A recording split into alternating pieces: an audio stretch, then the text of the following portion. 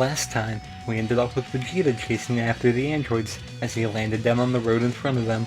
When Vegeta's fight with Android 18 begins, it would go much the same, as he wouldn't stand a chance against the android. Though, having just been beat by King Cold, he might do a little worse in this fight, since the battle with Cold would have used some of his energy. When he is eventually knocked away by Android 18, this is when King Cold teleports in with the other heroes. Vegeta still ends up fighting with Android 18 again, but this time, King Cold will be fighting with Android 17 at the same time. However, they're both beaten easily in this fight, with Vegeta's arm being broken. This still causes Trunks to rush in, with Piccolo and Tien following suit, but they are all beaten down easily by the cybernetic duo. Vegeta and King Cold still try to fight them as well, but they are eventually knocked down again, with Android 18 breaking Vegeta's other arm so he won't get back up. The androids then go to leave, with 17 telling Krillin to give them sensory beans, and tell them if they ever want to play again, they're up for it. Before they leave, Krillin asks them what they want, and they say they're going after Goku, though it isn't because Jiro programmed them to, it's because Goku is the strongest on Earth. Regardless, after explaining this, Android 18 still kisses his cheek before they take off to find a vehicle. From there, Krillin gives the heroes the sensu bean, and Vegeta leaves, with Piccolo stopping Trunks from chasing after him. However, Piccolo leaves shortly after as well, with the heroes figuring out he's heading towards the lookout to fuse with Kami. As the heroes all leave, King Cold goes with them, while Piccolo lands up on the lookout. In their discussion, Kami does eventually relent to fusing with Piccolo. However, he has one condition. This condition was to wait and see if the androids were harmful to the planet or not. So, while they wait, in the meantime the three androids go and steal the Lucky Foods van. Also, in the meantime, Tien goes off to meet up with Shatsu, while Trunks, Krillin, King Cold, and Banyu head to Goku's house. With the help of King Cold's men, they would start moving the stuff from Goku's house far faster than they did in the actual timeline. While on the ship, Trunks explains everything as they try to discuss a plan, but when they eventually call Bulma, she still mentions finding the destroyed time machine and faxes a picture of it over to them. So, Trunks, Gohan, King Cold, and Banyu would fly off together to go and check out the time machine. Originally I wasn't sure if King Cold would go, but the time machine is something interesting to him, so I think he would want to check it out. When they arrive there and check out the time machine, Trunks would confirm it's like his time machine since it has Hope written on the side. However, they know it isn't the one he came in since he has his in a capsule. They still find a shell with a strange egg inside a ship, and nearby they find a molten shell of an insect-like creature. So, they all head off while in the meantime Android 18 steals a new outfit and fights off the police. Up on the lookout, Kami notices something weird. While in her ship, Bulma hears a radio transmission about all contact being lost with Ginger Town, which is by where the time machine was. So, Bulma would call Krillin, who is at Kame House, to tell him to check the news, which is when they see that nothing is left of the people of Ginger Town except their clothing. Though, the TV broadcast eventually cuts out after the reporter hears screaming and is seemingly attacked. Since Kame has been seeing everything that is going on, he finally decides to fuse with Piccolo, which, of course, they still use Piccolo as the host body for the fusion, as Kame said they need a warrior not a god right now. He then flies off and lands in Ginger Town, looking for the monster that was attacking the city. When the creature does show himself, Piccolo tells him to let the man he is holding go, which the monster seemingly complies, but then he drinks the man through his tail. This creature then tells Piccolo he is next, shocking him since he doesn't know how this creature knows who he is.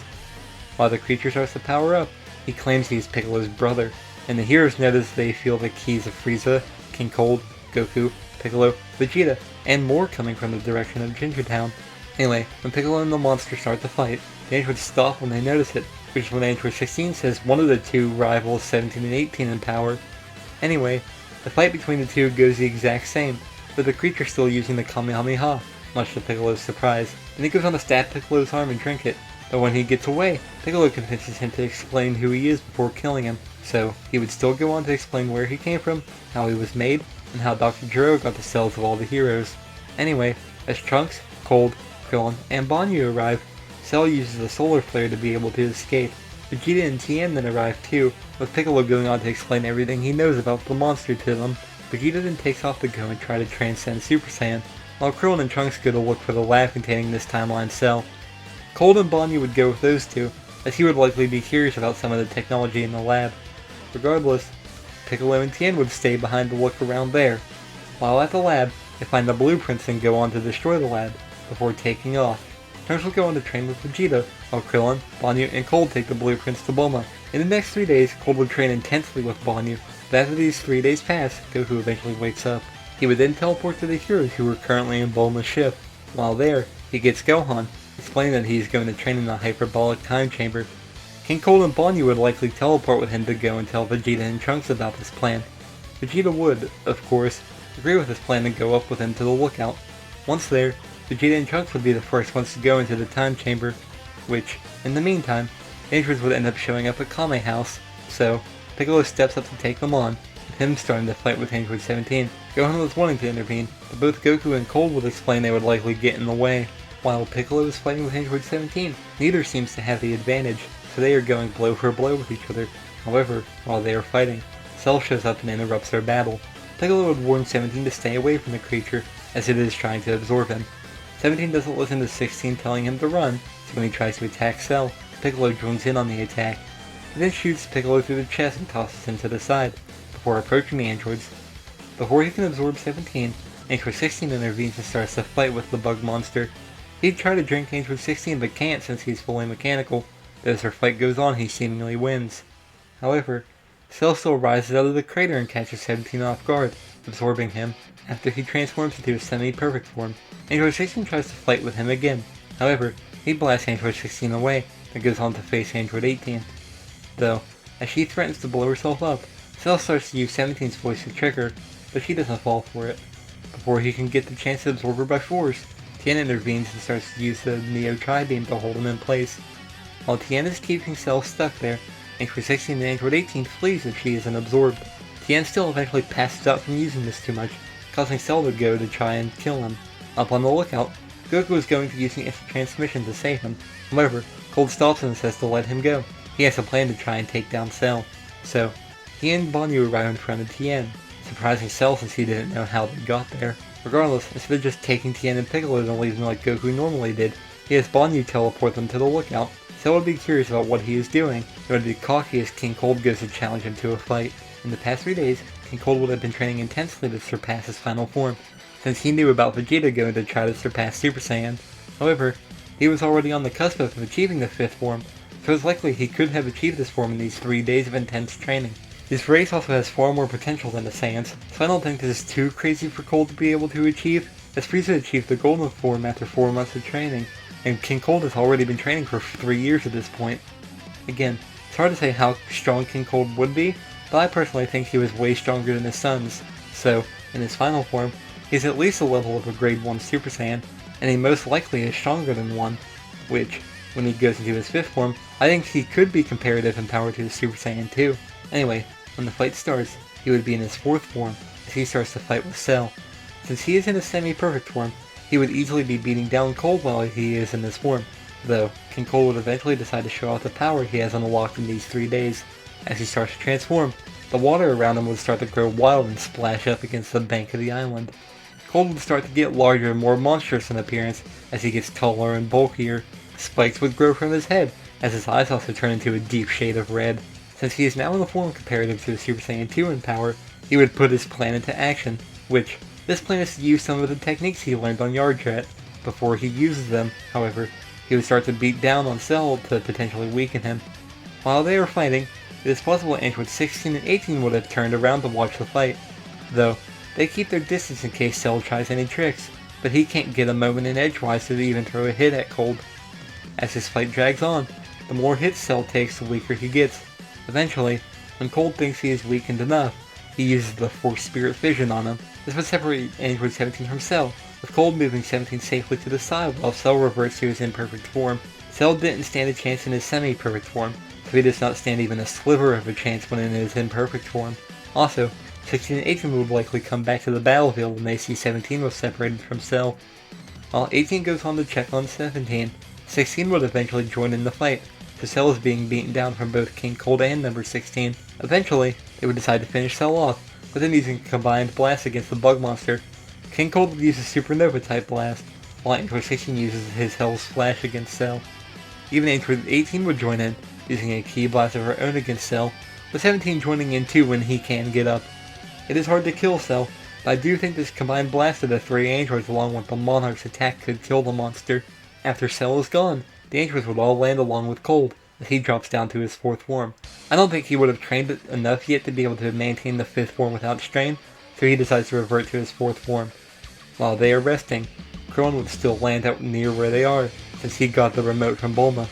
He doesn't notice at first, as he goes to deactivate the androids with the remote, not knowing Cell has been defeated. He just assumed Cell fled and suppressed himself, as he didn't notice his ki anymore. Regardless, he drops the remote, causing the androids to notice him. He would crush it as usual, but this time without Cell around to interrupt him. He has time to explain why he did what he did. Regardless, Cold would catch him up on what happened, explaining that the androids helped him in killing Cell. Since Cell was gone, Cold and Krillin would likely get the Dragon Balls, coming back to where the androids were. Krillin would summon Shenron, with him wishing for everyone killed by Cell to be brought back to life. As an explanation for how the Dragon Balls work at this moment, after noticing Cell was killed, Goku would have likely asked Piccolo about the Dragon Balls and still have gotten Dende to bring the dragon back and become the new Guardian of Earth. So Dende would have revived the dragon and they would go and collect the Dragon Balls afterwards. Anyway, Krillin, being who he is, would likely try to wish the androids back to being humans. However, when that doesn't work, he instead wishes for their bombs to be removed from their bodies. They would be confused why he did this, with him still giving an explanation of liking 18 and removing the bombs from their bodies since he thought her and 17 were perfect for each other. This, of course, is where androids 17 and 18 would call him a moron and explain that they are twins. However, before they take off, Krillin offers to take 16 to get repaired by Bulma, which they would likely agree, so Krillin takes them there. Cold and Bonnie would then return to the lookout, explaining to everyone there that Cell was defeated, and the androids seemingly are good now, so they are being repaired by Bulma and going to leave to live their own lives on Earth. After 16 is repaired, the androids take off, with 18 telling Krillin later before she leaves. When Vegeta and Trunks exit the chamber, he would likely be angry that Cell was defeated when he is filled in on everything that happened, though he might still go back into the time chamber with Trunks for his second day, since he would still want to surpass Goku or King Cold. Also, it's likely Goku and Gohan would still go into the time chamber for a day, since he still wanted to train Gohan. Since Cell was defeated, they might even go in there for a second day to try to get Gohan to Super Saiyan 2, as Goku wouldn't have noticed that power is still there, but without Cell there to help Gohan unlock this power, Goku might take him into the chamber for a second day so they can unlock it.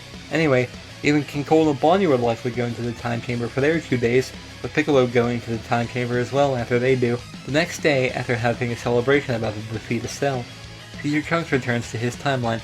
Everything there goes the same as per usual, with him explaining to Future Bulma about everything that happened in the past. With his newfound power, he easily goes on to defeat the androids within his timeline.